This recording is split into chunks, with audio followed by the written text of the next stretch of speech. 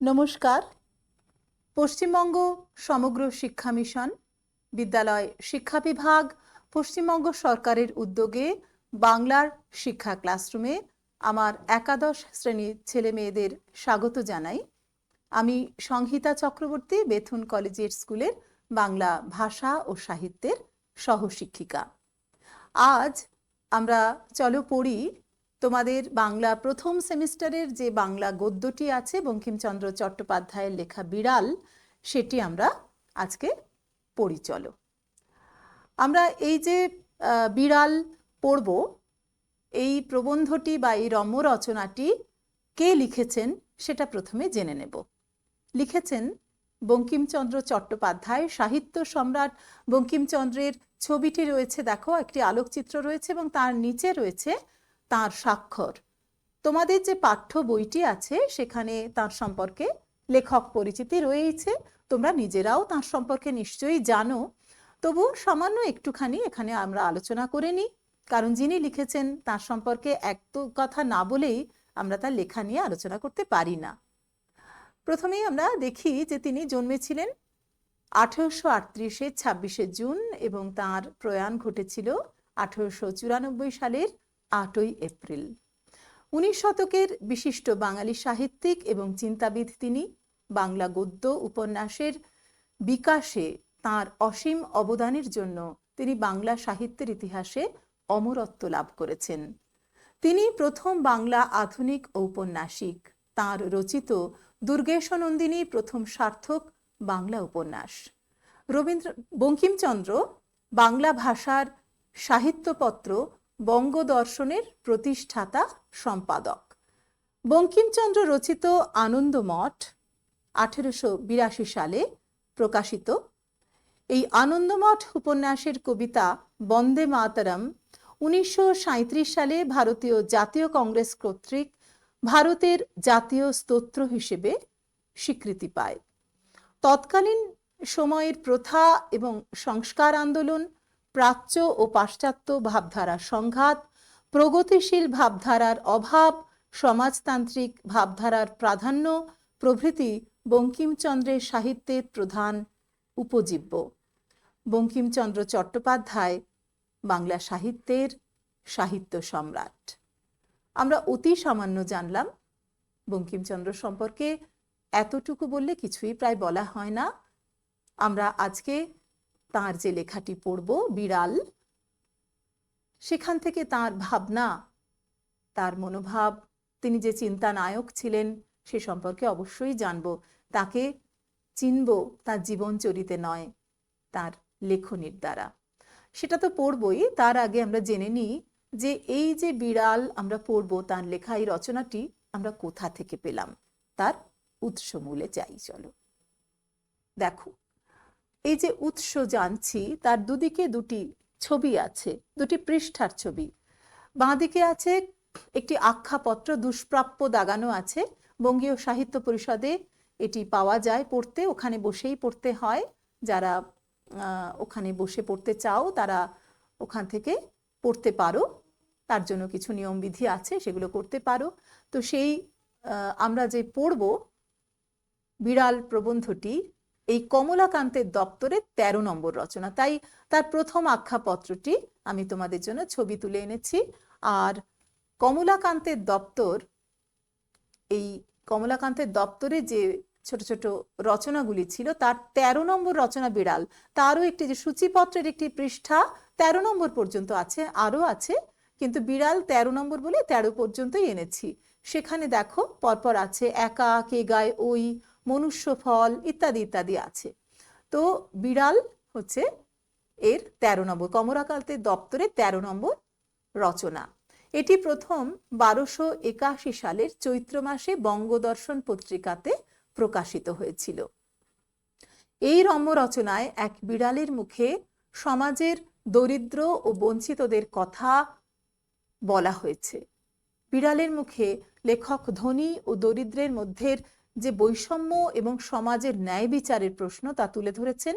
এইভাবে এই রচনায় মানুষের স্বাভাবিক চাহিদা ও অধিকারের দাবি উঠে এসেছে। প্রসঙ্গত কমলাকান্ত নামের কেন্দ্রীয় চরিত্রকে নিয়ে বঙ্কিমচন্দ্র 3টি ধারাবাহিক রম্য রচনা লিখেছিলেন। সেগুলি যথাক্রমে কমলাকান্তের দপ্তর, কমলাকান্তের পত্র এবং কমলাকান্তের জবানবন্দি।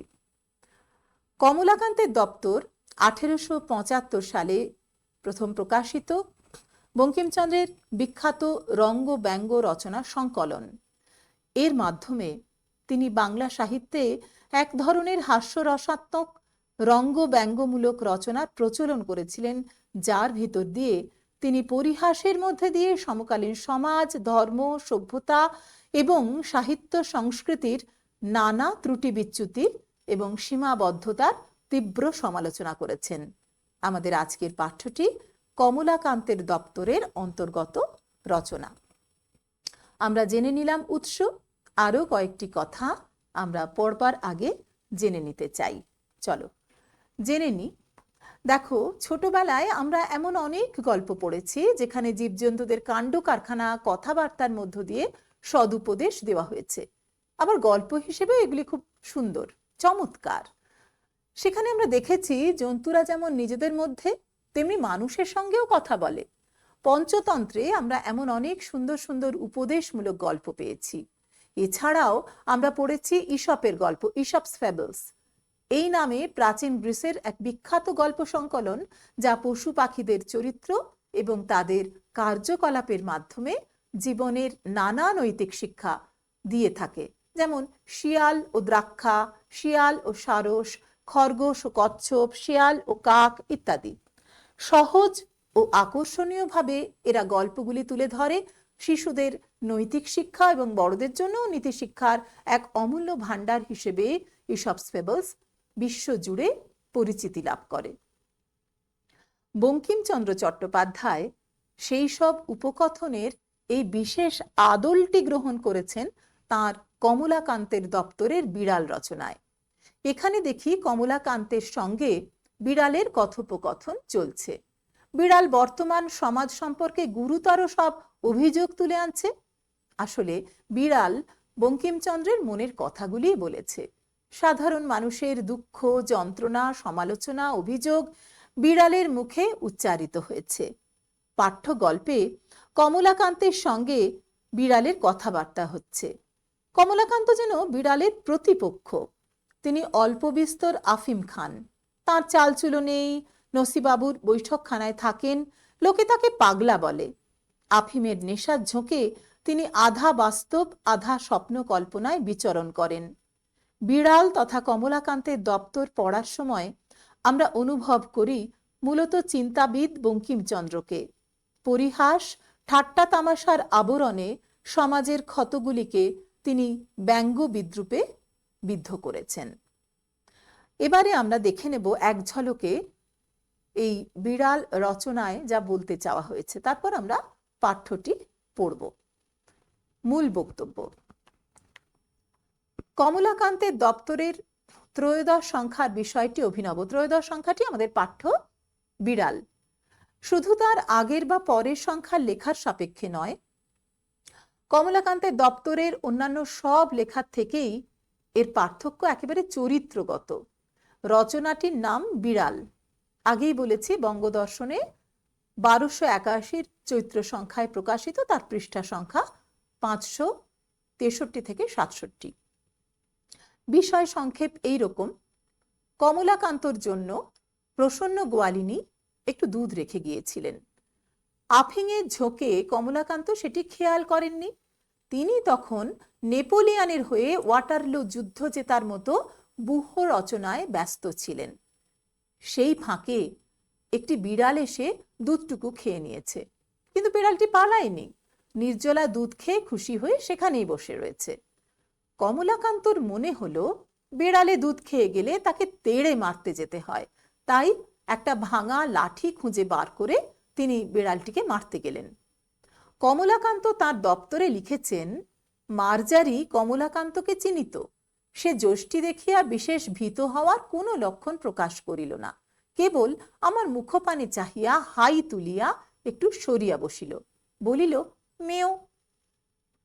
এরপরেই যেন কমলাকান্তের দিব্যচক্ষু হলো, দিব্যচক্ষুর মতো দিব্যকর্ণ তিনি পেলেন। ওই মেয়ের পিছনে বেড়ালের বক্তব্যটি পরিষ্কার শুনতে পেলেন। বেড়ালের গোটা বক্তৃতার সুর বেশ চড়া। সবশেষে ঝংকারের মতো বেজে ওঠে এই বাক্যটি, না খেয়ে মরার জন্যই দুনিয়ায় কেউ আসেনি। ভারতের ইতিহাসে কথাটি শুধু নতুন নয়, তখনও পর্যন্ত একেবারেই অভাবিত। না খেয়ে মরা তো পূর্বজন্মের কর্মফল, একান্তভাবে ব্যক্তির নিজস্ব দোষ। হাজার হাজার বছর ধরে এই কথাই মানুষ শুনে এসেছে। সেখানে মানুষের অধিকার নিয়ে এমন ঘোষণা 19 শতকের পাঠককে যেমন ধাক্কা দিয়েছিল, আজও তা ঠিক ততটাই প্রাসঙ্গিক। এই গেল মূল কথা। আমরা যখন বইটি পড়ব লাইন বাই লাইন, তখন আমরা দেখব যে এই কথাগুলি কেমনভাবে সত্যি হচ্ছে। আমরা তো পড়ব বিড়াল, তার আগে একটা মজার ছবি দেখে নিই। তোমাদের সকলেই নিশ্চয়ই তোমরা দেখেছো, হয় টিভিতে দেখেছো বা অন্য কোথাও দেখেছো, যে সত্যজিৎ রায়ের গুপি গাইন বাঘা বাইন এই চলচ্চিত্রতে গুপি বাঘা ভূতের নাচ দেখেছিল বাঁশবাগানে। চলো আমরা সেটা দেখি। কেন দেখছি সেটা পড়তে গিয়ে বোঝা যাবে। আগে তো দেখি, চলো।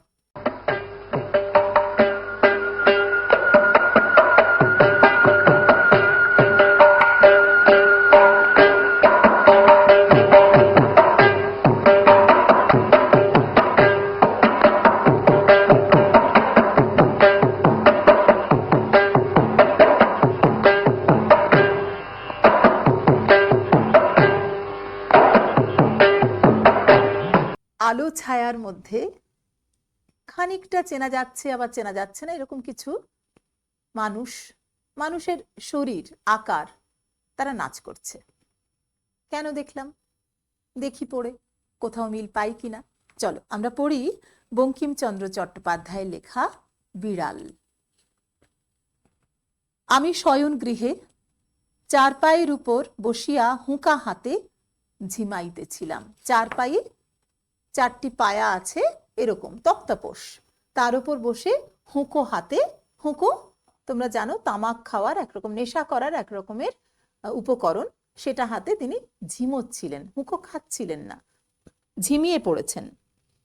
শয়ন গৃহে অর্থাৎ শোবার ঘরে একটু মিটমিট করিয়া ক্ষুদ্র আলো জ্বলিতেছে, খুব অল্প একটি আলো জ্বলছে মিটমিট করে। দেওয়ালের উপর তার চঞ্চল ছায়া। বুঝতেই পারছো, যখন লেখা সেই 1875 সালে, সেই সময় তো বিজলি বাতি ছিল না, সাধারণ মানুষের ঘরে ওই কুপি জ্বালানো হতো, লণ্ঠন জ্বালানো হতো, খুব মৃদু আলো, এবং সেই আলোটা কাঁপতো বাতাসে, হাওয়া লেগে সেই আগুনের শিখাটা, আলোর শিখাটা একটু একটু করে কাঁপছে, আর সামনে যে দেওয়ালটা রয়েছে সেখানে তার একটা ছায়া রেখচিত্র তৈরি হচ্ছে। বলছেন ক্ষুদ্র আলো জ্বলিতেছে, দেওয়ালের উপরে চঞ্চল ছায়া প্রেতবৎ নাচিতেছে। প্রেতবৎ মানে ভূতের মতো, ভূতের ছায়া, কোনো সাধারণ মানুষের বা কোনো বিষয়ের, কোনো জন্তুর কিছুরই না, সে যেন ভূতের মতন করে, তার কোনো নির্দিষ্ট অবয়ব নেই, সে জ্বলছে নিভছে এবং ওই ছায়া সৃষ্টি করছে। আর এতক্ষণ আমরা যে দেখলাম গুপি বাঘার সেই ছায়ার নাচ, সেটা কেন মনে হচ্ছে যে এইরকমই খানিকটা। এবারে এই যে তিনি হুঁকা হাতে ঝিমোচ্ছিলেন, কেন ঝিমোচ্ছিলেন তার উত্তর দিয়েছেন, আহার প্রস্তুত হয় নাই, আন্ডারলাইন করতে পারো। খাবার তখনও তৈরি হয়নি, খাবারের অপেক্ষা করছেন, অর্থাৎ যিনি বলছেন সেই বক্তার তেমন কোনো কাজ নেই, তিনি চারপায়ের উপরে বসে হুঁকো হাতে, অর্থাৎ নেশা করার ক্ষমতাও তার নেই, তিনি ঝিমোচ্ছেন, কেননা আহার প্রস্তুত হয়নি। এই জন্য হুঁকা হাতে নিমিলিত লোচনে আমি ভাবিতেছিলাম যে আমি যদি নেপোলিয়ান হইতাম তবে ওয়াটারলু জিতিতে পারিতাম কি না। অর্থাৎ বোঝা যাচ্ছে যে হুঁকা হাতে যে ব্যক্তি বসে আছেন বক্তা, তিনি প্রকৃতস্থ অবস্থায় নেই, তিনি খানিকটা ঘোরে রয়েছেন। তাই তিনি আহার্য প্রস্তুত হয়নি বলে অপেক্ষা করছেন, ঝিমোচ্ছেন হুঁকো হাতে, এবং কি ভাবছিলেন যে যদি নেপোলিয়ান হতেন, অর্থাৎ ফরাসি সম্রাট নেপোলিয়ান, তা যদি তিনি হতেন তাহলে তিনি ওয়াটারলু যুদ্ধ জিততে পারতেন কি না। 1875 সালে এটি লেখা। আর নেপোলিয়ান বোনাপার্টের সঙ্গে ওয়াটারলু যে যুদ্ধ হয়েছিল, ওয়াটারলু কারুর নাম নয়, বেলজিয়ামের একটি স্থান, সেখানে তিনি জিততে পারতেন কিনা, তিনি নেপোলিয়ান হলে। এমতো সময় একটু ক্ষুদ্র শব্দ হইল, মেও। চাহিয়া দেখিলাম, হঠাৎ কিছু বুঝিতে পারিলাম না।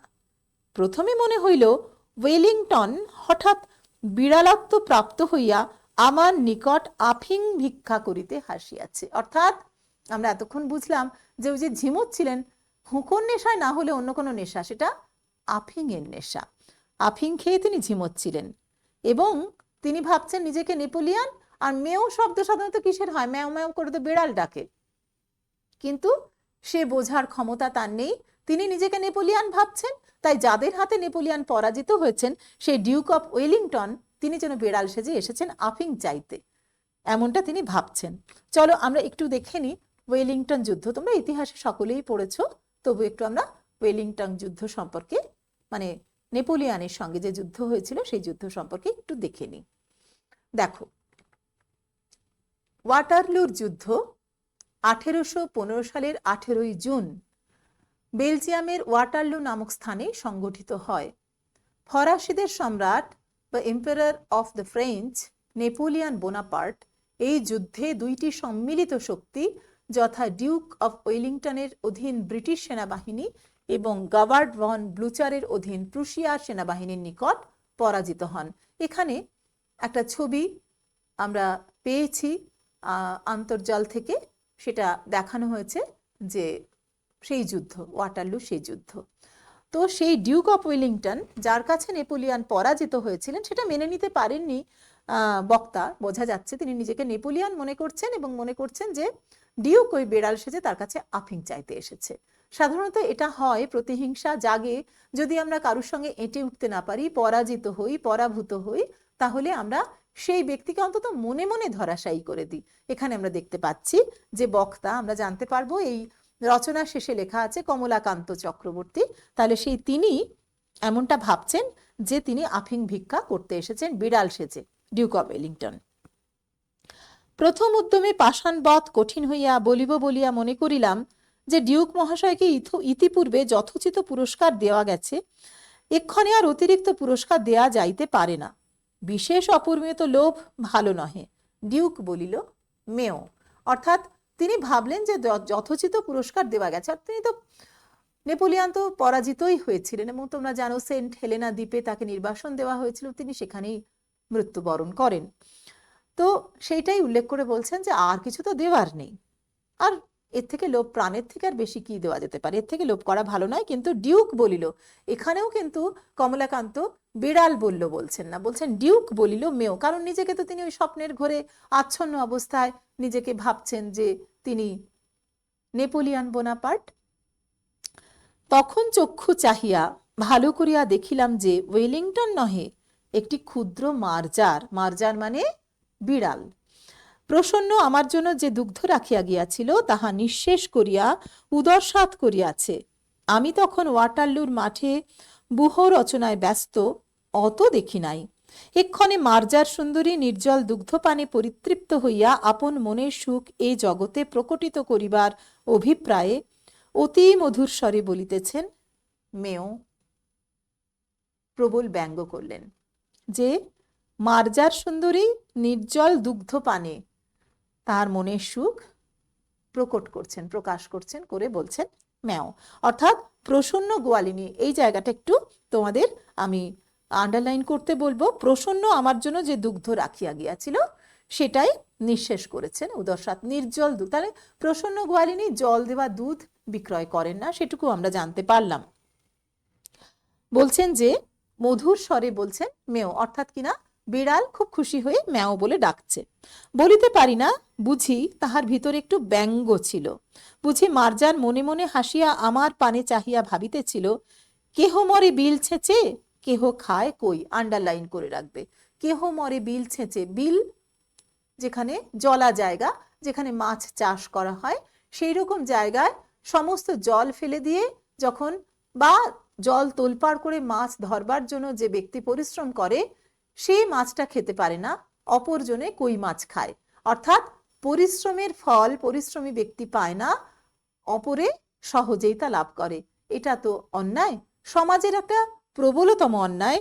বেড়ালের মুখ দিয়ে এইভাবে বঙ্কিমচন্দ্র বলছেন, মানে কেউ কঠোর পরিশ্রম করে শেষে কিছুই জোগাড় করতে পারে না, আর অপরে বিনা পরিশ্রমে সবটাই পেয়ে যায়। অর্থাৎ পরিশ্রমী ব্যক্তির কর্মের ফল সুযোগ সন্ধানী ব্যক্তি পায়, এমনটা তাই বেড়াল ব্যঙ্গ করছে যে এইটা সে বলছে, এমন কথা তাঁর মনে হয়েছে। বুঝি সে মেয় শব্দে একটু মন বুঝিবার অভিপ্রায় ছিল। অর্থাৎ কার মন? কমলাকান্তের মন। বুঝি বেড়ালের মনের ভাব, তোমার দুধ তো খাইয়া বসিয়া আছি, এখন বলো কি, এখন তুমি কি খাবে? এমন তিরস্কার বা ব্যঙ্গ করছেন বেড়াল। বলি কি, আমি তো ঠিক করিতে পারিলাম না। এখানটা খুব ভালো করে খেয়াল করবে, কি বলছেন। দুধ আমার বাপেরও নয়, দুধ মঙ্গলার। মঙ্গলা মানে মঙ্গলা গাভী, গরু।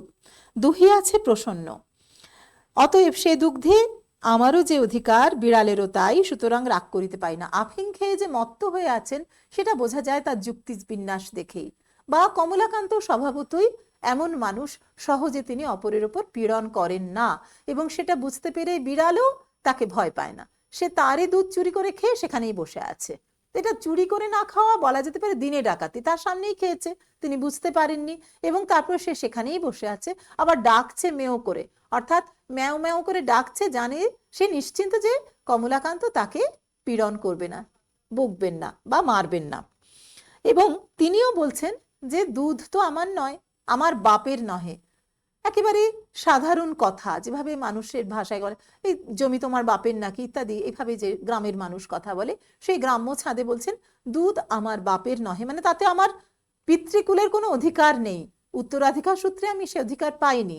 আর দুধ মঙ্গলা গাভীর, তা দুইয়েছে প্রসন্ন গোয়ালিনী, আর সে এসে রেখে গেছে, সুতরাং সেই দুধে আমারও যা অধিকার, বিড়ালেরও তা অধিকার। সত্যি কি তাই?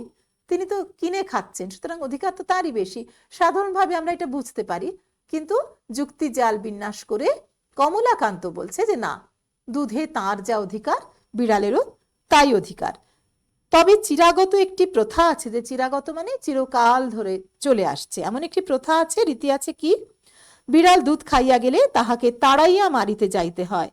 আমি যে সেই চিরাগত প্রথার অবমাননা করিয়া মনুষ্য কুলে কুলাঙ্গার স্বরূপ পরিচিত হইব, ইহাও বাঞ্ছনীয় নহে। অর্থাৎ তার যে খুব প্রবল ব্যক্তিত্ব তা নয়, তিনি এমনিতে মানুষটা খুব কড়া ধাতের নয়, বিড়ালকেও তিনি মারতে পারেন না, চোরকেও তিনি মারতে পারেন না, বকতে পারেন না। আবার এদিকে নিজে ভয় পান যে বিড়াল দুধ টুধ খেয়ে গেলে, চুরি করে গেলে সাধারণ মানুষরা তাকে মারে, মানুষের সমাজে এরকম রীতি আছে, সুতরাং সেটা না করলে মানুষেরা তাকে তো অপমান করবে, সেটা তিনি সহ্য করবেন কি করে। সেই জন্য তিনি কি করলেন, কি জানি এই মার্জারি যদি স্বজাতি মণ্ডলে কমলাকান্তকে কাপুরুষ বলিয়া উপহাস করে, মানে বিড়াল যদি তার নিজেদের বিড়ালের গণ্ডিতে কমলাকান্তকে কাপুরুষ বলে, প্রত্যেকটা কথায় কিন্তু ব্যঙ্গ আছে। আমাদের বাংলা সাহিত্য বা ইংরেজি সাহিত্যে সেখানে না হাস্যরসের কতগুলো আলাদা আলাদা বিভাজন আছে। আমি হয়তো জানি, তোমরা হয়তো মনে জানতেই পারো, আমার মনে হয় তোমরা জানো, তবু একটুখানি আলোচনা করে দিই যে হাস্যরস বিভিন্ন রকম হয়। মজা লাগছে, হাসি পাচ্ছে, অথচ তাতে কারুর ক্ষতি হচ্ছে না, শুদ্ধ হাস্যরস, তাকে বলে হিউমার। হিউমার অতি উচ্চ মার্গের হাস্যরস, সেখানে মজা করে করে বলা হয়। আবার কখনো কখনো ফান বা মজা, এটাও বলা হয়। কখনো কখনো আবার উইট বা বাক চাতুর্যের মাধ্যমে সেটা বাকবিন্যাস করে যে হাস্যরস হয়, খুব পণ্ডিত মানুষে সেটা বুঝতে পারে, পণ্ডিতে পণ্ডিতে সেই হাস্যরসের বিনিময় হয়। আর এই বিড়াল রচনায় বঙ্কিমচন্দ্র যে হাস্যরসের উদাহরণ দিয়েছেন তাকে আমরা বলতে পারি ব্যঙ্গমূলক রচনা। পণ্ডিতরা বা মনুষ্য সমাজ তারা ব্যঙ্গ করবে বলে নয়, বিড়ালরা ব্যঙ্গ করবে, এই হচ্ছে অবস্থা কমলাকান্তের। সাধারণ মানুষের এই অবস্থা, তাদের ব্যক্তিত্বের এই অবনমন ঘটেছে, এমনটা বলছেন। একে বলা হয় স্যাটায়ার বা ব্যঙ্গ। তো এখানে বলছে যে অতএব পুরুষের ন্যায় আচরণ করাই বিধেয়, বিধেয় মানে উচিত। ইহা স্থির করিয়া সকাতর চিত্তে, আন্ডারলাইন করবে, সকাতর চিত্তে, অর্থাৎ তার চিত্ত কাতর, তার মন কিন্তু দুঃখিত, তিনি মারতে চান না বিড়ালটিকে, কিন্তু মানুষের সমাজেও অপমানিত হবেন, এমনকি বিড়ালের সমাজেও অপমানিত হবে যে চুরি করে দুধ খেয়ে গেছে, তাও একটু মারতে বকতে পারলেন না। তাই সকাতর চিত্তে হস্ত হইতে হুকা নামাইয়া অনেক অনুসন্ধানে এক ভগ্ন যষ্টি মানে ভাঙা লাঠি আবিষ্কৃত করিয়া, তার মানে তিনি যে নিপাট ভালো মানুষ, তাই তার ঘরে কোনো ভাঙা লাঠি সোটা মানে কিছুই তার নেই, সেটা অনুসন্ধান করে খুঁজে তাকে বার করতে হয়েছে। সগর্বে মার্জারির প্রতি ধাবমান হইলাম, বিড়ালিনীর প্রতি তিনি ধেয়ে গেলেন। মার্জারি কমলাকান্তকে চিনিত, আন্ডারলাইন, এখান থেকে প্রশ্ন আসতে পারে। কমলাকান্তকে চিনত, তার মানে এই ব্যক্তি কিছু করতে পারবে না, ও মারতে টারতে পারবে না। সে যষ্টি দেখিয়া বিশেষ ভীত হওয়ার কোনো লক্ষণ প্রকাশ করিল না, কেবল আমার মুখপানে চাহিয়া হাই তুলিয়া একটু সরিয়া বসিল, বলিল মেও। প্রশ্ন বুঝিতে পারিয়া যষ্টি ত্যাগ করিয়া পুনরপি শয্যায় আসিয়া হুঁকা লইলাম। অর্থাৎ এ মারতে পারবে না, বিড়ালও বুঝেছে, এবং কমলাকান্ত বুঝলেন যে বিড়ালও তাকে পাত্তা দিচ্ছে না, তিনি আর কি করবেন, তিনি লাঠি ফেলে দিয়ে আবার হুঁকো হাতে বিছানায় এসে বসলেন।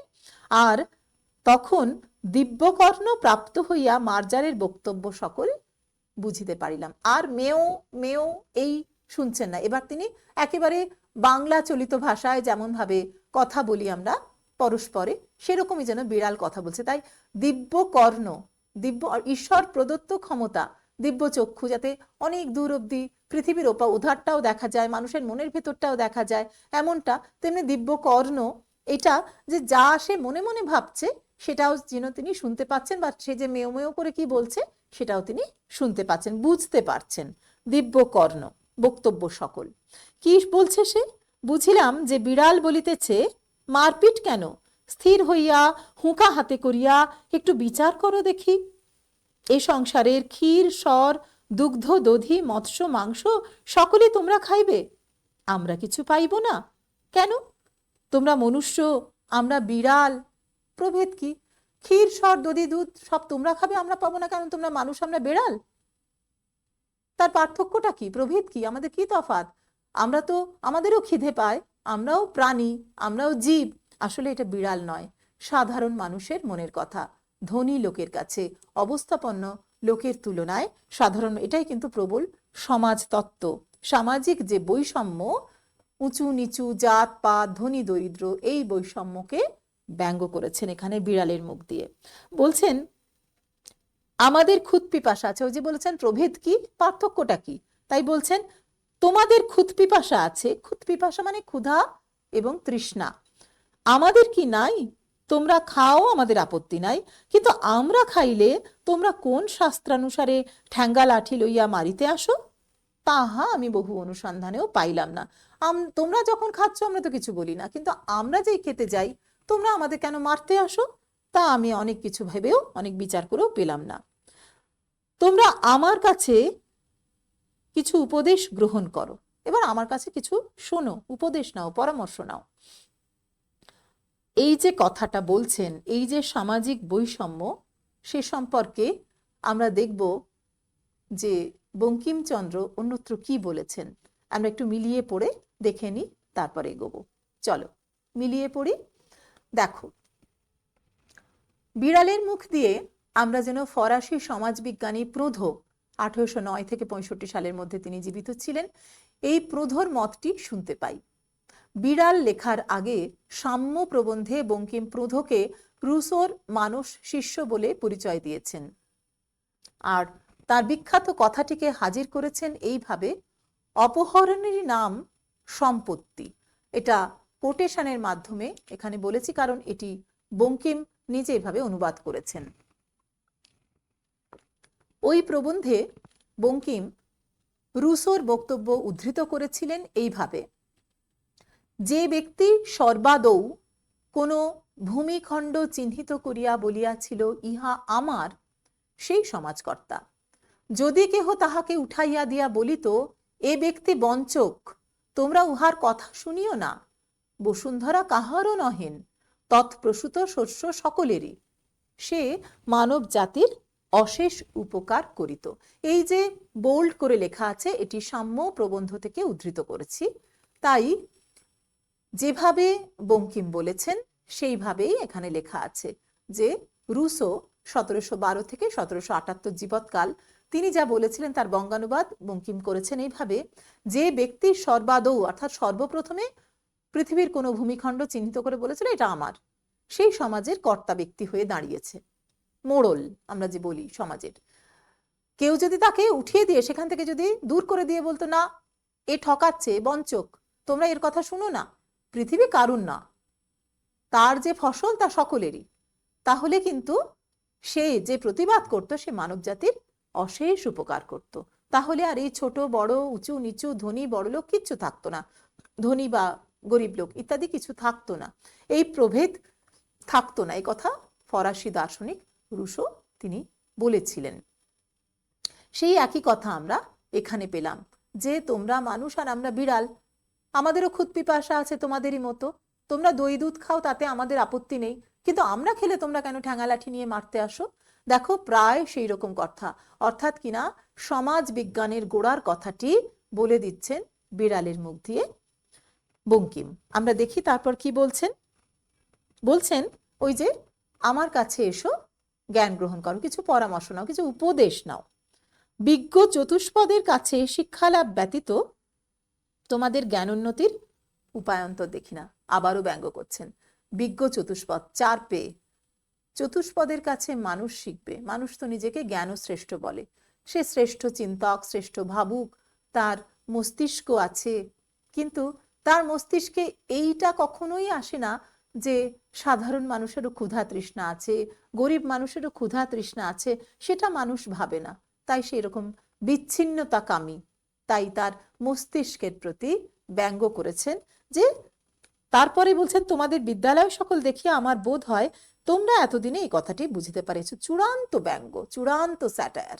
যে স্কুলে যারা পড়ান তারা আসলে ওই চতুষ্পদের মতো, চতুষ্পাঠী বলা হয় না আমাদের বিদ্যালয়কে, আগে বলা হতো, এবং বিদ্যালয় সকল দেখে মনে হচ্ছে যে তোমরা আসলে গণ্ডমূর্খ, আসলে চতুষ্পদ জন্তুর ওপরে তোমাদের মনের ভাব যায়নি, তোমরা ভাবতেই পারো না, অপরের কথা ভেবে তোমরা জ্ঞানী হতে পারো না, জ্ঞানকে কুক্ষিগত করে রাখো, সমাজকে বিশেষ শ্রেণীর মানুষের কুক্ষিগত করে রাখো, তাহলে আর লেখাপড়া শিখে হবেটা কি?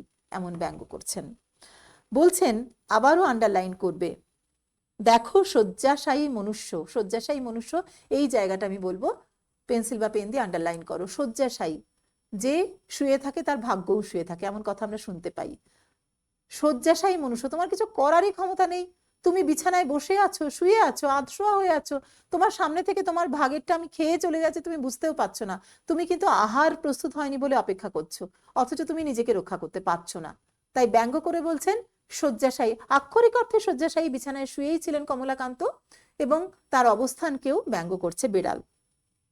বলছেন ধর্ম কি, খুব গভীর কথা বলেছেন এখানে বিড়ালের মুখ দিয়ে বঙ্কিমচন্দ্র।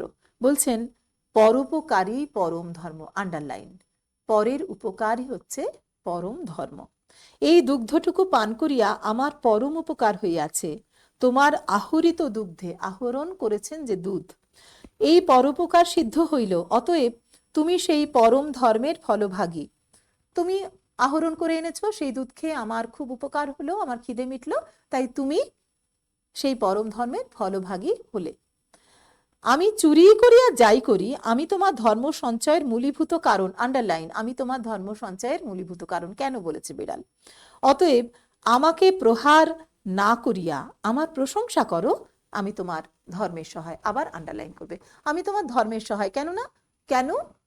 পরোপকারী পরম ধর্ম। এই জায়গাগুলো ভালো করে পড়বে। তোমাদের যে ধরনের প্রশ্ন আসে বিবৃতিমূলক, দুটি বিবৃতি দিয়ে দুটোর ভেতরে তোমরা বলা হয় যে তোমাদের দুটি বিবৃতির মধ্যেকার যে সম্পর্ক সেটি নিরূপণ করো, দুটি বিবৃতি সত্য না মিথ্যা তা লেখো, দুটি বিবৃতির কোনটি আগে কোনটি পরে তা লেখো, সেরকম বিভিন্ন প্রশ্ন তোমাদের আসে।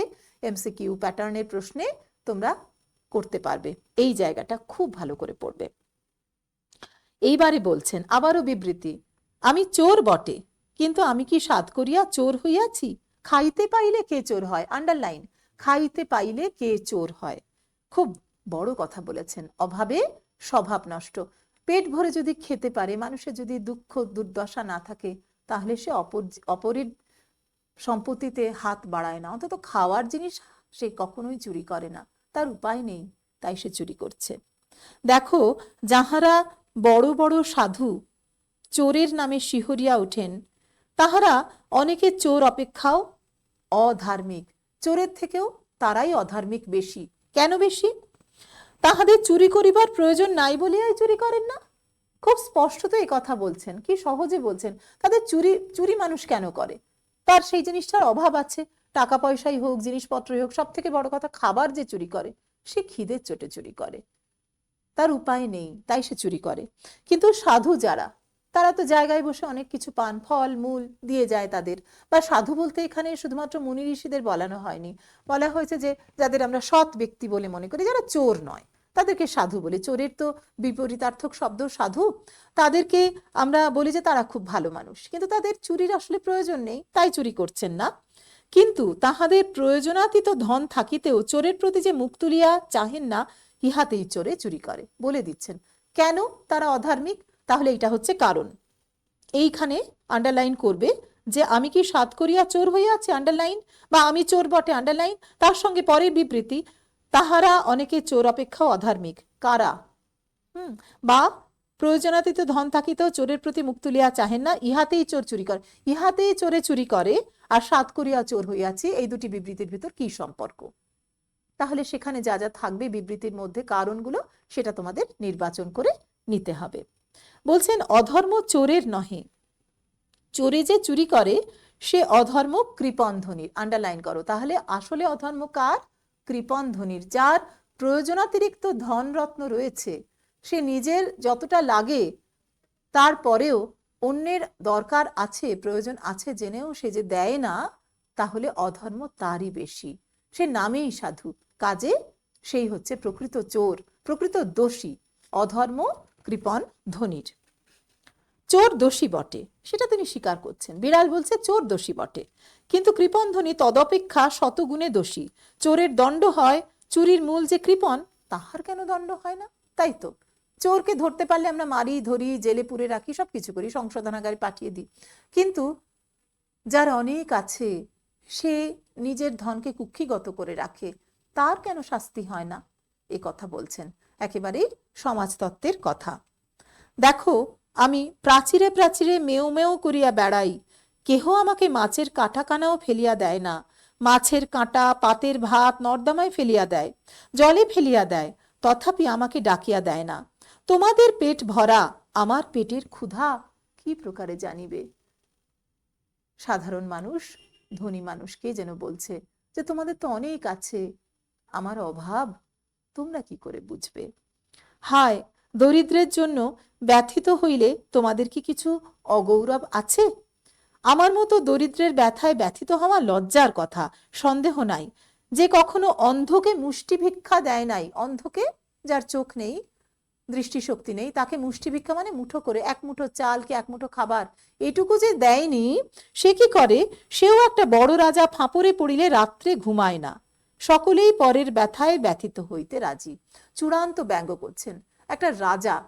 এখানে রাজা বলতে শুধুমাত্র সমাজের যে শাসক তিনিই নন, কোনো বড় ব্যক্তি, অর্থাৎ খুব যার খ্যাতি আছে।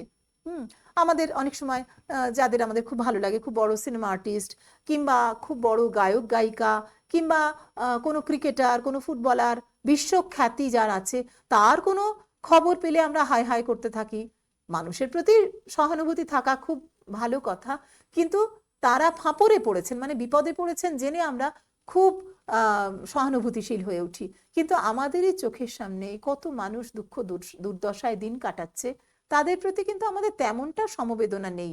আমরা দেখেও আচ্ছা ওরম তো হতেই পারে, ওর ঘর নেই তাই পথে থাকে, ওর খাবার নেই তাই সে ভিক্ষা করে, কিন্তু নিজের থেকে আমরা না চাইতে কাউকে কিছু দিই না, তার জন্য সহানুভূতিশীল হই না। এই কথাই এখানে বলা হচ্ছে বিড়ালের মুখ থেকে। ছোট লোকের দুঃখে কাতর, ছি কে হইবে? চরম ব্যঙ্গ। এবারে আবারও বলছেন, দেখো, যদি অমুক শিরোমণি কি অমুক ন্যায়ালঙ্কার আসিয়া তোমার দুধটুকু খাইয়া যাইতেন, তবে তুমি কি তাহাকে ঠ্যাঙ্গা লইয়া মারিতে আসিতে? বরং জোর হাত করিয়া বলিতে, আর একটু কি আনিয়া দিব? এই যদি কোনো শিরোমণি, এটা ব্রাহ্মণ্যবাদের চূড়ান্ত ব্যঙ্গ, ব্রাহ্মণ্যবাদের বিপরীতে। বঙ্কিমচন্দ্র নিজে ছিলেন ব্রাহ্মণ সন্তান জাতিগত দিক থেকে, কিন্তু তিনি এটা স্বীকার করেননি কখনো। এই জাতিভেদের যে নিকৃষ্ট অবস্থা, যে চূড়ান্ত সংকীর্ণতা তাকে ব্যথিত করেছিল। বলছেন কোনো শিরোমণি বা ন্যায়ালঙ্কার যদি আসেন, তারা যদি এসে দুধটুকু খেয়ে যান, তোমাকে না জানিয়েই যদি খান, তাহলে তুমি বলবে আটটুকি এনে দেব, তুমি এমন বিনত হয়ে পড়বে তাদের প্রতি। কিন্তু আমি তোমাদের পাতের যে মাছের কাঁটা সেটুকু চেয়ে খাই, প্রাচীরে প্রাচীরে ঘুরি, আজকে আমি তোমার দুধটুকু খেয়েছি বলে তুমি ঠ্যাঙা নিয়ে মারতে আসছো, লাঠি নিয়ে আমাকে মারতে আসছো। তাহারা, তুমি বলিবে তাহারা অতি পণ্ডিত, বড় মান্য লোক, পণ্ডিত বা মান্য বলিয়া কি আমার অপেক্ষা তাহাদের ক্ষুধা বেশি? ওই যে বিড়াল আর তোমার প্রভেদ কি? তোমাদের ক্ষুধ পিপাসা আছে, আমাদের থাকতে নেই। তাই শিরোমণি পণ্ডিত মশাই, ন্যায়ালঙ্কার, তাদের ক্ষুধা পিপাসা আছে, কিন্তু আমাদের কি থাকতে নেই? তাই বলছেন তা তো নয়, তেলা মাথায় তেল দেয়া মনুষ্য জাতির রোগ। আন্ডারলাইন করো, এটা প্রায় প্রবাদে পরিণত। যার মাথায় অনেক তেল আছে তাকেই আমরা তেল ঢালি। কিন্তু কথাটা আক্ষরিক অর্থ যাই হোক না কেন, আসল অর্থ হচ্ছে যে যে ব্রাহ্মণ্যবাদের যে সামাজিক শোষণ এবং বৈষম্য তা এমন হয়ে দাঁড়িয়েছে, যার অনেক আছে, প্রচুর আছে। প্রভূত সম্পদশালী ব্যক্তিত্বকেই আমরা আরো বেশি পূজার্চনা করি, আরো বেশি তাকে, তার হয়ে কথা বলি, তাকে আরো সুযোগ দিই, তার জন্য আরো করি। কিন্তু যার কিছু নেই তার প্রতি মানুষ ফিরেও তাকায় না। চূড়ান্ত স্যাটায়ার। দরিদ্রের ক্ষুধা কেহ বোঝে না, যে খাইতে বলিলে বিরক্ত হয় তাহার জন্য ভোজের আয়োজন করো, আর যে ক্ষুধার জ্বালায় বিনা আহ্বানে তোমার অন্ন খাইয়া ফেলে চোর বলিয়া তাহার দণ্ড করো। ছি ছি, যার পেট ভরা আছে তাকে খেতে বললে সে খেতে চাইছে না, তাও না আরেকটু নিন, আরেকটু খান, এমন তোমরা করতে থাকো। বাড়িতে কেউ খেলেই আমরা বলতে থাকি কি এনে দেবো, কি খাবে। কিন্তু কোনো ভিখারি যদি এসে খাবার চায়, খুব সামান্য অংশটুকু আমরা অনেক সময় দিতে বিরক্ত বোধ করি। এই কথা কিন্তু বিড়ালের মুখ দিয়ে আমরা শুনতে পেলাম। বলছেন দেখো আমাদিগের দশা, দেখো দেখো, প্রাচীরে প্রাচীরে, প্রাঙ্গণে প্রাঙ্গণে, প্রাসাদে প্রাসাদে মেও মেও করিয়া আমরা আমার চারিদিক দৃষ্টি করিতেছি, কেহ আমাদিকে মাছের কাঁটাখানা ফেলিয়া দেয় না। যদি কেহ তোমাদের সোহাগের বিড়াল হইতে পারিত। আবার বলছে, কিন্তু যদি কেউ আবার আদর করে ঘরে বিড়াল পোষে, সে কি করে? গৃহ মার্জার হইয়া, এখানেও ব্যঙ্গ আছে, এখানেও শ্লেষ আছে। গৃহ মার্জার, ঘরে পোষা বেড়াল যদি হয় কেউ, সে কিরকম হবে? বৃদ্ধের নিকট যুবতী ভার্যার সহধর, ভার্যা মানে পত্নী, বৃদ্ধের যদি যুবতী ভার্যা হয় সে বড় আদর পায়, কারণ বিয়ে হওয়ার কথাই ছিল না। তার তরুণী সুন্দরী যদি একটি রূপসী স্ত্রী হয়, সে খুব আনন্দ পায়, এবং তার জন্য তার যে ভাই, ভার্যার যে সহোদর, শালাবাবু, শ্যালক, তাকে খুবই যত্ন করে। তাহলে গৃহমার্জার হলে সেরকম। অর্থাৎ আমরা যদি তোমাদের কথা শুনে, এখানে বলছে যে আসলে গৃহমার্জার এই যে প্রতীকের ব্যবহার হয়েছে, অর্থাৎ আমরা যদি স্তাবক হই, তোমাদের স্তাবকতা করি, তখন তোমরা খুব যত্ন আদর করো। কিরকম যত্ন আদর? না বৃদ্ধের যুবতী ভার্যার সহোদর তার মতো, বা মূর্খ ধনীর কাছে শতরঞ্চ খেলোয়াড়ের স্থানীয় হইতে পারিল। অর্থাৎ মূর্খ ধনী, যার অনেক টাকা পয়সা আছে কিন্তু তেমন তার বিদ্যা নেই, তার কাছে সে শুধু দাবা খেলে সময় কাটায়, শতরঞ্চ খেলার যে সহচর স্থানীয়, সেই রকম তবেই তাহার পুষ্টি, অর্থাৎ তাহলে তার পেট ভরা থাকে। স্তাবক বৃন্দ, পারিষদ যদি হয়, শুধু শুধু অকারণে তার স্তাবকতা করে ধনীদের, তাহলে তার আর কোনো অসুবিধা হয় না। তাহার লেজ ফুলে গায়ে লোম হয়, এবং তাহাদের রূপের ছটা দেখিয়া অনেক মার্জার কবি হইয়া পড়ে। অনেকে কবি হয়ে পড়ে, অনেক মার্জার কবি হয়ে পড়ে। দেখো, একবার চতুষ্পদ বলছেন, আবার মার্জার বলছেন। কবিদের মানুষের বিভিন্ন পেশাকে, বিভিন্ন পরিচয়কে চতুষ্পদের সঙ্গে তুলনা করছেন, অর্থাৎ এইভাবেই ব্যঙ্গ করছেন, শ্লেষ দিচ্ছেন, যে যার কোনো চরিত্র নেই, যে অপরের স্তাবকতা করে, তার রূপ গুণ দেখেই আরো একদল স্তাবক কবি হয়ে পড়ছেন। এভাবে তিনি ব্যঙ্গ করছেন। বিড়ালের মুখ দিয়ে আসলে সমাজ চিন্তক বঙ্কিম নিজের ভাবনার কথাই ব্যক্ত করেছেন। বলছেন আমাদিগের দশা দেখো, আহারা ভাবে উদার কৃশ, অস্থি পরিদৃশ্যমান, অস্থি অর্থাৎ হাড় দেখা যাচ্ছে, লাঙ্গুল বিনত, লাঙ্গুল মানে লেজ, বিনত নম্র হয়ে পড়ছে, তার তো ক্ষমতা নেই, দরিদ্র মানুষের কোনো ক্ষমতাই নেই, তাই তারা রূপে গুণে একেবারে বিনত আনত হয়ে পড়ে। দাঁত বাহির হইয়াছে, জিহবা ঝুলিয়া পড়িয়াছে, অবিরত আহারা ভাবে ডাকিতেছে, মেও মেও, খাইতে পাই না, আমাদের কালো চামড়া দেখিয়া ঘৃণা করিও না। আবারও একটা কথা এখানে আন্ডারলাইন করবে, অনেক কথা বলা হচ্ছে, দেখো জাতপাতের কথা বলা হচ্ছে, ব্রাহ্মণ্যবাদের বিপরীতে কথা বললেন, ধনী দরিদ্রের বিপরীতে কথা বললেন, এখানে আবার শ্বেতাঙ্গ কৃষ্ণাঙ্গ এই সমস্যা নিয়েও কিন্তু কথা বললেন যে আমাদের কালো চামড়া দেখিয়া ঘৃণা করিও না। পরাধীন ভারতবর্ষ 1875 সাল লিখছেন বঙ্কিম এই রচনাটি, সেখানে এ কথাও বলছেন কালো চামড়া দেখিয়া ঘৃণা করিও না। বলছেন এই পৃথিবীর মৎস্য মাংসে আমাদের কিছু অধিকার আছে, খাইতে দাও, নহিলে চুরি করিব। সোজাসুজি প্রতিবাদ। আমাদের কৃষ্ণচর্ম, শুষ্ক মুখ, ক্ষীণ সকরুণ মেয় মেয় শুনিয়া তোমাদের কি দুঃখ হয় না? পরাধীন জাতি দরিদ্র ভারতবাসীর হয়ে এই কথা, এ দেশকাল শুধু ভারতবাসী নয়, সমস্ত দেশের সমস্ত কালের যে সাধারণ মানুষ, শ্রমজীবী মানুষ, দরিদ্র মানুষ, তাদের হয়ে বিড়ালের মুখ দিয়ে এমন কথা বলছেন যে আমাদের খেতে দাও, নাহলে চুরি করব। কিছু করার নেই, আমাদের সামনে তো বাঁচতে হবে, বাঁচার অধিকার সকলেরই আছে। এবং বলছেন চোরের দণ্ড আছে, নির্দয়তার কি দণ্ড নেই? তোমরা যে এত নির্দয়, ওই যে কৃপণ ধনীর কথা বলছেন, আবার এখানে নির্দয় মানুষের কথা বলছেন, তা তোমাদের কি শাস্তি হতে পারে না? দরিদ্রের আহার সংগ্রহের দণ্ড আছে, ধনীর কার্পণ্যের দণ্ড নেই কেন? এ কথা তিনি বলছেন। এবারে আমরা মিলিয়ে দেখব আবার একটি কথা, এখানে আর বঙ্কিমের কথা নয়, গ্রেট মেন থিংস অ্যালাইক, রবীন্দ্রনাথের কথা। এই রচনার ঠিক 25 বছর পর রবীন্দ্রনাথ কি বলছেন একটু মিলিয়ে পড়ি চলো। এই দেখো, দেখো বঙ্কিমচন্দ্র চট্টোপাধ্যায়ের বিড়াল রচনার 25 বছর পর রবীন্দ্রনাথ ঠাকুর লোকহিত প্রবন্ধে লিখেছিলেন,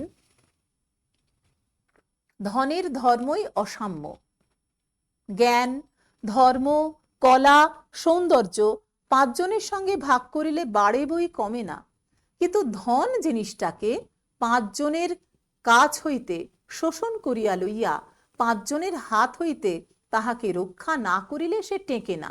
এই জন্য ধনকামী নিজের গরজে দারিদ্র সৃষ্টি করিয়া থাকে।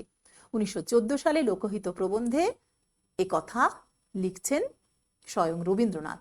বলছেন জ্ঞান, ধর্ম, কলা, সৌন্দর্য সবার সাথে আমরা ভাগ করতে পারি, কিন্তু ধন আমরা ভাগ করি না, সবার থেকে আলাদা করে রাখি।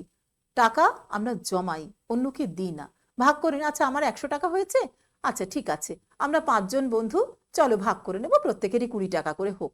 এরম ভাবে কি কখনো আমরা ভাগ করি? খুব কেউ চাইলে অল্প একটু টাকা দিলাম, এই আর চাস না, কিন্তু কিন্তু অন্য জিনিস আমরা ভাগ করি। আমরা সুন্দর করে সাজলে চাই 5 জনে দেখুক, ভালো বলুক, সেও সাজুক, বা অন্যান্য সবকিছু, সাহিত্য আমরা ভাগ করি, জ্ঞান, ধর্ম সবই ভাগ করি, কিন্তু ধন আমরা ভাগ করি না। তাই রবীন্দ্রনাথ বলছেন ধনের ধর্মই অসাম্য।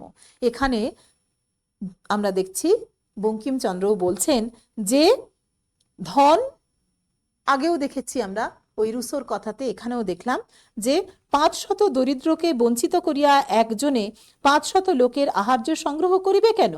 যদি করিল তবে সে খাইয়া তাহার যাহা বাহিয়া পড়ে তাহা দরিদ্রকে দিবে না কেন? পুরোটা দিতে বলছেন না, সে খেলো, খাওয়ার পরে যা বাহিয়া পড়ে অর্থাৎ অতিরিক্ত বয়ে পড়ে যাচ্ছে, নষ্ট হচ্ছে, সেটা সে দরিদ্রকে দেবে না কেন? যদি না দেয় তবে দরিদ্র অবশ্য তাহার নিকট হইতে চুরি করিবে, কেননা অনাহারে মরিয়া যাইবার জন্য এই পৃথিবীতে কেহ আইসে নাই। এটাও আন্ডারলাইন করে নাও। তাহলে রবীন্দ্রনাথের ওই কথা ধনের ধর্ম অসাম্য, আর এখানে আমরা যা পড়লাম একই রকম। আমি আর সহ্য করিতে না পারিয়া বলিলাম, থাম থাম মার্জার পণ্ডিতে, তোমার কথাগুলি ভারী সোশিয়ালিস্টিক, সমাজ বিশৃঙ্খলার মূল। ওই যে ধনের ধর্ম অসাম্য, সমাজতত্ত্বের কথা তুমি আর বলো না। মার্জার পণ্ডিত বলে তাকে ব্যঙ্গ করছেন। এইবার এতক্ষণ আমরা যা পড়লাম তা বিড়ালের মুখ দিয়ে আসলে বঙ্কিমের ভাবনা। এখন কমলাকান্ত চক্রবর্তী বলছেন যে থাম, আর কথা বলিস না, তোর কথাগুলি ভীষণ সমাজ বিজ্ঞানীদের মতো। বলছেন সমাজ বিশৃঙ্খলার মূল। কেন বিশৃঙ্খল?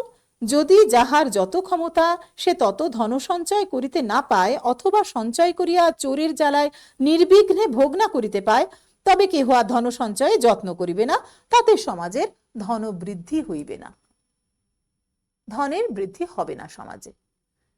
বিড়াল তখন বলছে কি, মার্জার বলিল, না হইল তো আমার কি? সমাজের ধনবৃদ্ধির অর্থ ধনীর ধনবৃদ্ধি।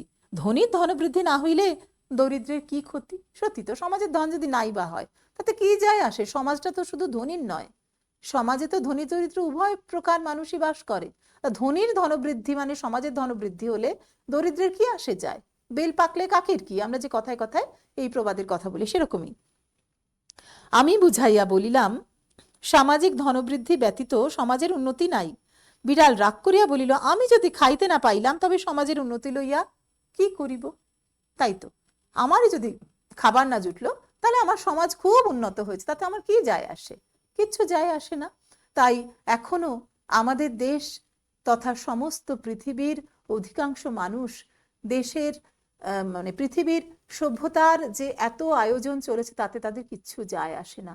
তারা নিজেদের কাজ করে চলে শুধু দুবেলা দুমুঠো অন্ন সংস্থানের জন্য। বিড়ালকে বুঝানো দায় হইল। যে বিচারক বা নৈয়ায়িক কস্মিন কালেও কেহ তাহাকে কিছু বুঝাইতে পারে না। খুব সত্যি কথা, আন্ডারলাইন করো। কেন বিড়ালকে বোঝানো দায় হলো? যে বিচারক বা নৈয়ায়িক, যে সত্যি বিচারটা বোঝে, যে বিচক্ষণ বা ন্যায় বোঝে, নৈয়ায়িক মানে ন্যায় শাস্ত্র যে বোঝে, তাকে আবোল তাবোল বোঝানো যায় না। একদম সত্যি কথা বলে দিয়েছেন। এ মার্জার সুবিচারক এবং সুতার্কিকও বটে, সুতরাং না বুঝার পক্ষে ইহার অধিকার আছে। সে সুন্দর তর্ক করতেও জানে এবং সে সুবিবেচক, সুবিচারক। অতএব ইহার উপর রাগ না করিয়া বললাম, দেখো, খেয়াল করো, যে সত্যি কথা বলতে ভয় পায় না, কেননা সে সুতর্ক জানে, যথাযথ যুক্তি জাল বিন্যস্ত করে কথা বলতে জানে, তাই তার বিরুদ্ধে আর লড়া যায় না, কেননা তাকে কিছুতেই বোঝানো যায় না। সে তো বোকা নয়, সে বুদ্ধিমান, তাই সে বিচক্ষণ। তাই বলছেন তার উপর রাগ করলা। রাগ করে করবে কি? রাগ করে তুমি হেরেই যাবে। তাই তার উপর রাগ না করে এবার অন্য পথ হচ্ছে। এবার ধর্মের কথা, যে যেখানে দুর্বলতা আছে মানুষের, ধর্মের দিকে সাধারণভাবে দুর্বলতা থাকেই মানুষের, যে কোনো ধর্মের প্রতি, সুতরাং সেইখানে তাকে বলতে চাওয়া হলো যে তার উপর রাগ না করিয়া বলিলাম, সমাজের উন্নতিতে দরিদ্রের প্রয়োজন না থাকিলে না থাকিতে পারে, কিন্তু ধনীদিগের বিশেষ প্রয়োজন, অতএব চোরের দণ্ড বিধান বিশেষ কর্তব্য। মার্জারি মহাশয়া বলিলেন, চোরকে ফাঁসি দাও, তাহাতে আমার আপত্তি নাই, কিন্তু তাহার সঙ্গে আরেকটি নিয়ম করো, যে বিচারক চোরকে সাজা দিবেন তিনি আগে 3 দিবস উপবাস করিবেন, তিনি 3 দিন না খেয়ে থাকবেন। চোরকে সাজা দাও, তার ফাঁসি দাও, অর্থাৎ তার প্রাণ পর্যন্ত দণ্ডিত হোক, প্রাণদণ্ডে সে দণ্ডিত হোক, কিন্তু যিনি সাজাটা দেবেন তিনি যেন 3 দিন তার আগে উপোস করে থাকেন। আবারও সেই রবীন্দ্রনাথ মনে পড়ে যাচ্ছে আমাদের, তাই না? দণ্ডিতের সাথে দণ্ডদাতা কাঁদে যবে, সর্বশ্রেষ্ঠ সে বিচার। একরকম সমানুভূতিশীলতা তা যদি হয় তাহলেই অপরাধের দণ্ডবিধান বিধেয়। বলছেন যে চোরকে সাজা দিবেন, তার আগে 3 দিবস উপবাস করিবেন, তাহাতে যদি তাহার চুরি করিয়া খাইতে ইচ্ছা না হয়, 3 দিন না খেয়ে থাকার পরেও যদি তার মনে হয় যে তিনি কিছু চুরি করে খাবেন না, তবে তিনি স্বচ্ছন্দে চোরকে ফাঁসি দিবেন। তাহলে যুক্তির মধ্যে ফাঁক রেখেছে, চোরের দণ্ডবিধান তিনি করবেন। ঠিক, চোরের ফাঁসি হোক, ভালো কথা, সর্বোচ্চ দণ্ড প্রাণদণ্ড হোক, কিন্তু যিনি এই সাজা ঘোষণা করবেন সেই বিচারক তার আগে 3 দিন না খেয়ে থাকবেন। সেই 3 দিন না খেয়ে থাকতে থাকতে যদি তার মনে হয় যে বাবা একটু কিছু খেলে বাঁচি, একটু চুরি করেই না হয় খাই, তাহলে কিন্তু তিনি আর বিচারকের পদ নিতে পারবেন না, বিচারকের পদে আসীন হবেন না, আর চোরকেও সাজা দিতে পারবেন না। সত্যি তো, ভেবে দেখো, আমরা উপোস টুপোস করি অনেকে বিভিন্ন ধর্মের কারণে, বাড়িতে কেউ মারা গেলে বা কোনো শুভ অনুষ্ঠানে উপোস করে থাকি, বা পরীক্ষার সময় ভয়ের চোটে হয়তো খাওয়ার সময় ঠিক সময় খাওয়া হয়নি, পরীক্ষা হয়ে গেলেই তখন আমাদের প্রচন্ড খিদে পায়, যা পাই তাই খেতে ইচ্ছা করে, তখন আর মনে পড়ে না যে মায়ের হাতের ওই ডাল ভাত না খেয়ে ম্যাগি খাবো বা অন্য কিছু খাবো, না না, যা পাচ্ছি তাই খাবো, তাই না? আমরা একবেলাই না খেয়ে থাকতে পারি না। 1 দিন 2 দিন যদি না খেয়ে থাকি, 3 দিনের দিন মনে হয় বাবা আর না খেয়ে থাকা যাবে না, অন্তত 24 ঘন্টার মধ্যে একবার কিছু একটু খেতেই হবে, না খেয়ে পারা যাবে না। এ কথা বিড়াল বলছে যে যদি সেই বিচারক এই সিদ্ধান্ত নেওয়ার আগে যে চোরকে সাজা দেওয়া হবে, প্রাণদণ্ড দেওয়া হবে, তার আগে তিনি যদি না খেয়ে থেকেও তার খাবার ইচ্ছা না হয়, খাবার চুরি করে গ্রহণের ইচ্ছা না হয়, তবেই তিনি সাজা দেওয়ার অধিকারী। এ কথা বলছেন। অর্থাৎ ন্যায় বিধান হবে প্রকৃত সমানুভূতির সঙ্গে। বলছেন, তুমি আমাকে মারিতে লাঠি তুলিয়াছিলে। সত্যি ঠ্যাঙা লাঠি নিয়ে তিনি মারতে গেছিলেন। এবার বলছেন, তুমি অদ্য হইতে, বিড়াল বলছে, তুমি অদ্য হইতে 3 দিবস উপবাস করিয়া দেখো, তুমি যদি ইতিমধ্যে নসিরাম বাবুর ভান্ডার ঘরে ধরা না পড়ো, তবে আমাকে ঠ্যাঙাইয়া মারিও, আমি আপত্তি করিব না। নসিরাম বাবু যার অধীনে কাজ করেন, কমলাকান্ত তার বাড়িতেই থাকেন, সেই নসিরাম বাবুর ভান্ডারে, অর্থাৎ যেখানে খাবার আছে, সেখানে তুমি যদি ধরা না পড়ো, অর্থাৎ তুমি 3 দিন না খেয়ে দেখো, এইবারে তুমি দেখবে তুমি ঠিক তার ভান্ডার ঘরে ধরা পড়েছো, তোমার খিদে পেয়েছেই, এবং তাতেও যদি তুমি সেটা যদি তুমি ধরা না পড়ো, তাহলে তুমি আমাকে ঠেঙিয়ে মারো, আমাকে পিটিয়ে মারো, আমি না করব না। এই কথা বিড়াল বলছে। বিজ্ঞ লোকের মতো এই যে, মানে বিজ্ঞ লোক, আবারও ব্যঙ্গ করছেন, যিনি অনেক জানেন, লেখাপড়া জানেন, বিদ্বজ্জন, তাদের মত কি, যে যখন বিচারে পরাস্ত হইবে তখন গম্ভীরভাবে উপদেশ প্রদান করবে। যখন দেখছি যে আর জিততে পারছে না, তখন আর তর্ক দেবে না, কারণ তোর যুক্তি জাল নেই, তোমার যুক্তি শেষ হয়ে গেছে, এবার অযৌক্তিক কথা বলতে হবে। কিন্তু যে বিচক্ষণ, তার সাথে অযুক্তিতে তুমি লড়তে পারবে না, তাই তখন কি করতে হবে না, গম্ভীরভাবে উপদেশ। এটাও কিন্তু তথাকথিত বিদ্বজ্জনকে ওই ঠেস দেওয়া হলো, ব্যঙ্গ করা হলো। আমি সেই প্রথানুসারে মার্জারকে বলিলাম, এ সকল অতি নীতিবিরুদ্ধ কথা, ইহার আন্দোলনেও পাপ আছে। আন্দোলনে মানে এইসব কথা আলোচনাতে পাপ হয়। ওই পাপ আর পুণ্যের ধারণা মানুষ যখন আর কিছু পায় না, তখন এই ধর্মীয় একটা বাতাবরণ সৃষ্টি করে, এবং তাতে যে সুযুক্তি দিয়ে কথা বলে তাকে বশ করতে চায়, বশীভূত বা পরাভূত করতে চায়। বলছেন, তুমি এ সকল দুশ্চিন্তা পরিত্যাগ করিয়া ধর্মাচরণে মন দাও। তুমি যদি চাহো তবে পাঠার্থে তোমাকে আমি নিউম্যান ও পার্কারের গ্রন্থ দিতে পারি। নিউম্যান ও পার্কার, নিউম্যান একজন ধর্মপ্রাণ পাদ্রী, জন হেনরি নিউম্যান, আর থিওডোর পার্কার, তাঁরও গ্রন্থ আছে, ধর্মগ্রন্থ। এদের বই দেব, পড়তে দেব, তোমার ধর্মজ্ঞান হবে, তুমি অধর্মের পথ ত্যাগ করবে। এই সমস্ত যে বলছে, এগুলো বলাই যায় না, সেটা তুমি বুঝতে পারবে। আর কমলাকান্তের দপ্তর পড়িলেও কিছু উপকার হইতে পারে, আর কিছু না হোক আফিংয়ের অসীম মহিমা বুঝতে পারবে। অর্থাৎ আফিংয়ে মানুষ নেশাগ্রস্ত হয়, তখন তার ধর্মাধর্ম গুলিয়ে যায়, তাহলে তুমি আর এভাবে সুন্দরভাবে মস্তিষ্ক চালনাও করতে পারবে না, আর এভাবে কথাও বলতে পারবে না। সাধারণ মানুষকে তো এইভাবেই নেশায় ভুলিয়ে রাখা হয়। এবছরটা রবীন্দ্রনাথের রক্তকরবী শতবর্ষ পালিত পূর্ণ হয়ে গেল। তোমরা রক্তকরবীতে দেখবে পড়ে যে সেখানে ভুলিয়ে রাখা হচ্ছে, নেশায় ভুলিয়ে রাখা হচ্ছে খোদাইকারদের, যাতে তারা রাজার বিরুদ্ধে প্রতিবাদ না করতে পারে। দেশে দেশে কালে কালে এইভাবে সাধারণ শ্রমজীবী মানুষকে নেশায় ভুলিয়ে রাখা হয়। অন্য কিছু, ধর্মের নেশা হতে পারে, কোনো পানীয়ের নেশা হতে পারে, যে কোনো নেশায়, অর্থাৎ আত্মবিস্মৃত করে রাখা হয়। আর একটা কথা, এই যে আফিংয়ের অসীম মহিমা, এই জায়গাটা আফিং, বা এর আগেও আমরা দেখেছি যে তুমি কমলাকান্ত দূরদর্শী, কেননা আফিংখোর, এ কথা বলছেন বিড়ালের মুখ দিয়ে বঙ্কিমচন্দ্র। দেখো, আমরা জানি যে বিখ্যাত যে কুবলা খান কবিতা, সেই কবিতা নাকি আফিং সেবন করে, তার আফিং সঞ্জাত সেই কবিতা লিখেছিলেন বিখ্যাত কবি, ইংরেজ কবি কোলরিজ, এমনটা বলা হয়।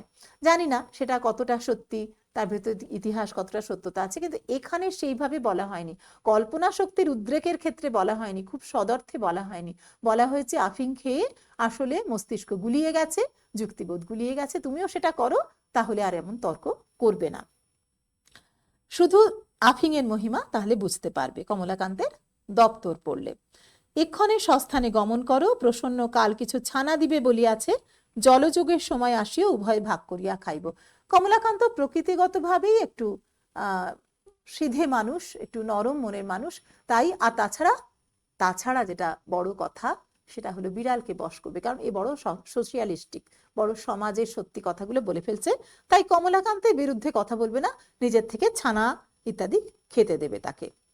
অদ্য আর কাহারও হাঁড়ি খাইও না, মানে কারোর বাড়িতে চুরি করো না, বরং ক্ষুধায় যদি নিতান্ত অধীরা হও, তবে পুনর্বার আসিও, এক সরিষা ভোর আফিং দিব।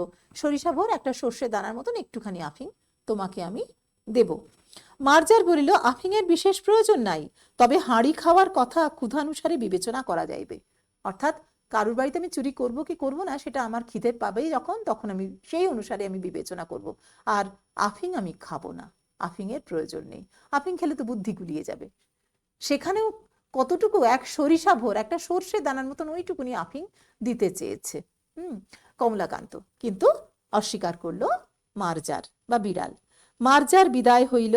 একটি পতিত আত্মাকে অন্ধকার হইতে আলোকে আনিয়াছি ভাবিয়া কমলাকান্তের বড় আনন্দ হইল। সত্যি কি সে অন্ধকার থেকে আলোয় এসেছে? যদি অন্ধকার বলেই তার যুক্তিগুলিকে মনে হয়, তাহলে তাকে তো নিজের পথে আনতেই পারেননি কমলাকান্ত চক্রবর্তী। আর তাছাড়া পতিত আত্মাও সে নয়, কারণ সে সত্যিকারের কথা বলেছে। হ্যাঁ, সে চোর, সে চুরি করেছে, চুরি করে দুধ খেয়েছে, এ কথাও যেমন সত্যি, তেমনি সে সমস্ত দরিদ্র শোষিত জনগণের পক্ষে যে যুক্তিগুলি দিয়েছে সেগুলি আসলে আলোর কথা, সেগুলির মধ্যে কোনো অন্ধকার নেই। আমরা এবারে এই যে পড়লাম লাইন বাই লাইন, আমরা সার কথাটুকু চলো একবার চট করে দেখে নিই। দেখো, কমলাকান্তের দপ্তর, তার প্রথম পৃষ্ঠা, যে অনেকে কমলাকান্তকে পাগল বলিত ইত্যাদি ইত্যাদি কমলাকান্ত সম্পর্কে বলা আছে, তার প্রথম পৃষ্ঠা, ছবিটা এখানে এনেছি। আর সার কথা আমরা পড়ি। সাম্যবাদের শাশ্বত বাণী প্রকাশিত হয়েছে বিড়াল নামক এক ক্ষুদ্র মনুষ্যতর প্রাণীর সঙ্গে কমলাকান্ত চক্রবর্তীর কাল্পনিক কথোপকথনে। প্রসন্ন গোয়ালিনীর দেওয়া দুধে কমলাকান্ত এবং বিড়াল উভয়েরই সমান অধিকার। পৃথিবীর প্রাকৃতিক সম্পদেও তাবৎ প্রাণী সমাজের তাই হওয়ার কথা ছিল, কিন্তু বাস্তবে দেখা যায় কেউ পরিশ্রম করেও এতটুকু খেতে পায় না, আর কেউ বিনা পরিশ্রমে তা উদরসাৎ করে। এই সূত্রেই বঙ্কিমচন্দ্র লিখেছেন, কেউ মরে বিল ছেঁচে, কেউ খায় কই। সমাজে পুঁজিবাদী শোষণের কারণ অনুসন্ধানে বঙ্কিমচন্দ্র উপলব্ধি করতে পেরেছিলেন যে বর্ণ বৈষম্য ও ধন বৈষম্যই আসলে শ্রেণী বৈষম্যের কারণ। সেই গুরুত্বপূর্ণ কথাই স্নিগ্ধ কৌতুকের আড়ালে মনুষ্যতর প্রাণীর মুখে গভীর ব্যঞ্জনাবাহী কথায় উচ্চারণ করেছেন। খাইতে পাইলে কে চোর হয়? সুতরাং ক্ষুধার জ্বালায় যদি কেহ চুরি করিয়া খায়, তাহলে সেই অধর্ম চোরের নহে, চোরে যে চুরি করে সে অধর্ম কৃপণ ধনীর। এই প্রবন্ধে বিড়ালের কথাগুলি ভারী সোশিয়ালিস্টিক, অর্থাৎ সমাজতান্ত্রিক, কারণ বিড়াল পৃথিবীর সকল দরিদ্র মানুষের প্রতিনিধি হিসেবে বলেছে, অনাহারে মরিয়া যাইবার জন্য এই পৃথিবীতে কেহ আসে নাই। আর যখন কমলাকান্ত পুঁজিবাদী সমাজের প্রতীক হিসেবে বলেছেন যে ধনীর ধনবৃদ্ধি তথা সমাজের ধনবৃদ্ধি ছাড়া সমাজের উন্নতি নেই, তার উত্তরে অভুক্ত মানুষের মনের কথা বলেছে বিড়াল। আমি যদি খাইতে না পাইলাম, তবে সমাজের উন্নতি লইয়া কি করিব? অর্থাৎ ধনীর ধনবৃদ্ধি তথা তেলা মাথায় তেল দেওয়াকে লেখক মনুষ্য জাতির রোগ বলে উল্লেখ করেছেন, যা আজ প্রবাদে পরিণত হয়েছে। এইভাবে বঙ্কিমচন্দ্র চট্টোপাধ্যায় পুঁজিবাদী ধনবাদী সমাজের চোখে আঙুল দিয়ে নিদারুণ সত্যের উদ্ঘাটন করেছেন। এই হলো আমাদের আজকের পাঠ্যটির সার কথা। এবারে আমরা যা পড়েছি তার মধ্যে থেকে কিছু শব্দার্থ এবং টিকা দেখে নেব, শুনে নেব, তোমরা লিখে নিতে পারো। এই সমগ্র রচনাটি সাধু ভাষায় তৎসমবহুল শব্দে লেখা, 1875 সালের লেখা, স্বভাবতই সাধু ভাষায় তখন গদ্য রচনা করেছেন বঙ্কিম। তার কিছু কিছু শব্দ, তার অর্থ আমরা দেখে নিচ্ছি, চলো। শব্দার্থ: চার পাই, চার পায়া ওয়ালা খাট বা খাটিয়া। প্রেতবৎ, প্রেতের মতো। নিমিলিত লোচনে অর্থাৎ চোখ বুজে। নেপোলিয়ান, ফরাসি দেশের বিশ্ববিখ্যাত যোদ্ধা। ওয়াটারলু, বেলজিয়ামের একটি স্থান। ডিউক অফ ওয়েলিংটন, ইংল্যান্ডের প্রাক্তন সেনাধ্যক্ষ। অপরিমিত, খুব বেশি, যা পরিমিত নয়। মার্জার মানে বিড়াল। নির্জল দুগ্ধ, জল না মেশানো দুধ। বুহ মানে সৈন্য সাজানো। চিরাগত, বহুদিন ধরে চলে আসা। সকাতর চিত্তে অর্থাৎ দুঃখিত মনে। কুলাঙ্গার, বংশের কলঙ্ক। স্বজাতি মণ্ডলে অর্থাৎ নিজেদের জাতির মধ্যে। বিধেয় মানে উচিত। জ্যোষ্ঠী মানে লাঠি। ধাববান, তাড়া করা। দিব্যকর্ণ, ভগবানের দেওয়া শোনার ক্ষমতা, দৈবী ক্ষমতা, কানে শোনার ক্ষমতা। ক্ষুৎ পিপাসা, ক্ষুধা তৃষ্ণা। ভার্যা মানে বউ। ফাঁপরে মানে বিপদে। শতরঞ্চ দাবা খেলা, লাঙ্গুল মানে লেজ, আর কৃষ মানে রোগা। এখানে ডিউক বলতে বলা হয়েছে, ডিউক কাকে বলি আমরা একটু জেনে নিই। ইউরোপীয় রাজতন্ত্র ও অভিজাত তন্ত্রে একটি উচ্চ পদমর্যাদার পুরুষ উপাধি, যা একজন সার্বভৌম শাসক বা ডাচি বা রাজপরিবারের সদস্যকে বোঝায়, এবং ব্রিটিশ রাজের সর্বোচ্চ পদগুলির মধ্যে অন্যতম, যা প্রিন্স বা রাজার নিচেই স্থান পায়। এর অর্থ মূলত ল্যাটিন শব্দ ডিউক্স বা নেতা থেকে এসেছে। এটি এমন একজন অভিজাত ব্যক্তি, এই ডিউক, যিনি একটি নির্দিষ্ট অঞ্চল শাসন করেন, অথবা শুধুমাত্র একটি সম্মানসূচক পদবীও হতে পারে। আমরা মোটামুটিভাবে জেনে নিলাম শব্দার্থ এবং টিকা সম্পর্কে। এইবারে সম্ভাব্য যে প্রশ্নগুলি হতে পারে, সেগুলি যে ধরনগুলি হতে পারে, তোমরা জানো যে এক করে থাকবে তোমাদের প্রশ্ন, এবং এমসিকিউ প্যাটার্নে হবে, অর্থাৎ কিনা বহু বিকল্পীয় প্রশ্ন। কেমন হতে পারে কয়েকটি ধরন আমি এখানে লিখে দিয়েছি, দেখো। সঠিক বিকল্প নির্বাচন করো, শূন্যস্থান পূরণ করো, দুটি বিবৃতির মধ্যে যথাযথ সম্পর্ক নিরূপণ করো, সত্য মিথ্যা যাচাই করে যথাযথ বিকল্পটি লেখো, বা দুটি স্তম্ভের থেকে ঠিক বিকল্পটি নির্বাচন করো। এছাড়াও আরো নানাবিধ হতে পারে, 22-23 রকমের ধরন হতে পারে।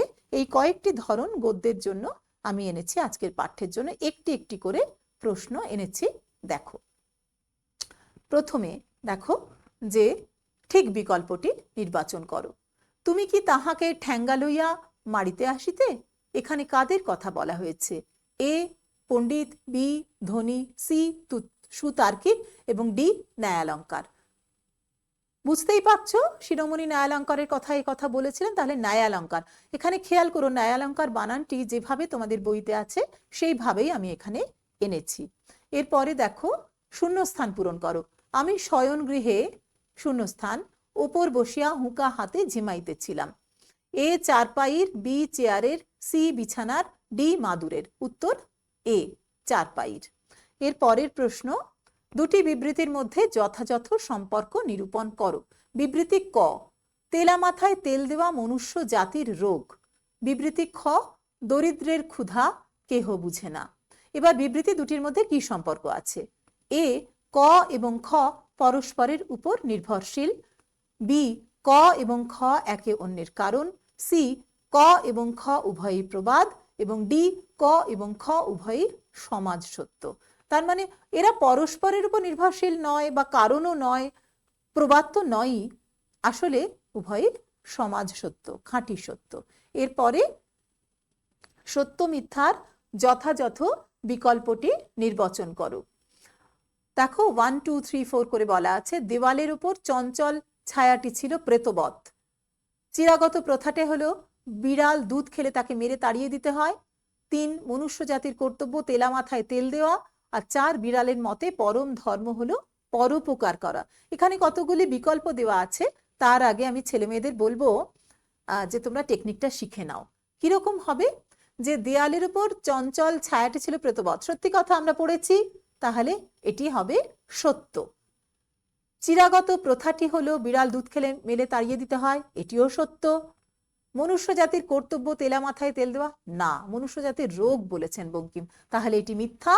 এবং বিড়ালের মতে পরম ধর্ম হলো পরোপকার করা, একেবারেই সত্যি কথা। তাহলে সত্য সত্য মিথ্যা সত্য, এটা আমরা পাচ্ছি কোন বিকল্পে? দেখে নেব, দেখছি সি বিকল্পে পাচ্ছি। সত্য সত্য মিথ্যা সত্য, তার মানে সি বিকল্প। তোমরা যদি এবিসিডি প্রত্যেকটা দেখতে যাও তাহলে গুলিয়ে যেতে পারে, তাই নিজে আগে জেনে নেবে। পড়েছো সুতরাং জানো, তাই জেনে নেবে কোনটা ঠিক, দেখবে সেটা কোন কোথায় দেওয়া আছে কোন বিকল্পে, সেটাই করবে। এখানে সি বিকল্প যথাযথ উত্তর। এরপরে স্তম্ভ মিলিয়ে উত্তর নির্বাচন। ক স্তম্ভ কতগুলো দেওয়ার আছে? খ স্তম্ভ দেওয়া রয়েছে। এখানেও আমি বলবো যে বিকল্প দেওয়া রয়েছে এবিসিডি, সেগুলো না দেখে তোমরা নিজেরা একবার পেন্সিল দিয়ে করে নাও। দেখো মার্জার মানে বিড়াল রয়েছে, সি মানে 1 সি। 2 প্রসন্ন, প্রসন্নকে গোয়ালিনী, তার মানে ডি, মানে 2 এর সঙ্গে ডি। 3 মঙ্গলা, মঙ্গলাকে, মঙ্গলা হলো গাভী, তার মানে 3 এ।